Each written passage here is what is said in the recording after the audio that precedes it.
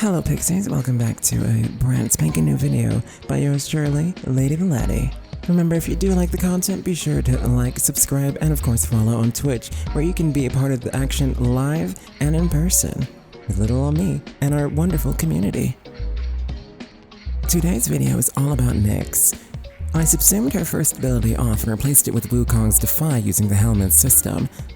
The whole purpose of this build is to increase her survivability, since she's incredibly squishy, by abusing iframes. So utilizing the likes of Rolling Guard, Defy, and of course her Simulate Augment, we maximize her potential by just ignoring damage. Defy has the added bonus, of course, of adding a little bit of extra damage and armor, not that in high levels of content that armor is going to do much of anything. Now, combining this with the two main factors of her kit that I find useful in a combat setting, her Psychic Bolts, which will strip armor and defenses, and of course Chaos, her third ability, which is a soft CC that adds radiation procs to enemies. This combined with her passive, which already makes her more difficult to hit, makes her decently survivable.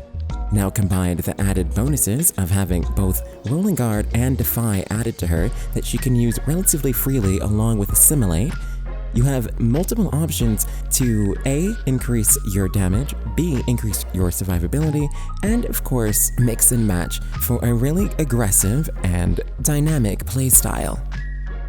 I will note that this build works best with particular weapons. Well, a particular weapon. And it doesn't necessarily have to be the Nikana Prime, which is what I'm using in this video, but I do recommend it for the stance, since the stance allows you to dash, which, if you're using the 4 and its augment, is very useful in moving you around the map, since otherwise she moves at about the speed of a snail. It's really quite annoying.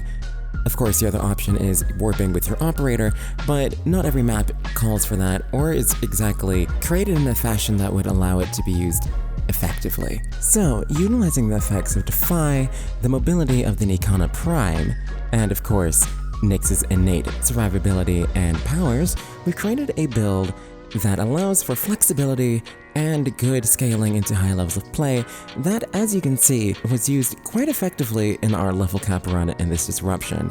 Personally, I think this build works even better outside of disruption when you're not dealing with things like energy drain, and have taken this into multiple steel path survivals beforehand. Note that this is not the only helmet option for Nyx, and personally I would love to hear what you've put on her. But hopefully you'll consider giving this particular loadout a go. Let me know what you think, and of course, I'll see you in the next video.